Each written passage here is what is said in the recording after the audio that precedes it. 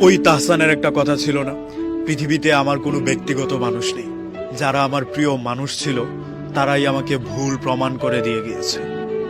যাদের সাথে থাকতে গিয়ে আমি নিজেকে ফুটন্ত ফুল মনে করেছিলাম, বর্ষার নয়ন তারার মতো ফুটে উঠেছিলাম, তারাও আমাকে তীরন্দাজে ক্ষত বিক্ষত করে দিয়েছে। যাদের সঙ্গ পেলে নিজেকে বর্ষার পানির মতো মনে হতো, তারাও আমাকে ভুল প্রমাণ করে দিয়ে গিয়েছে। অথচ এসব কিছুই হওয়ার কথা ছিল না।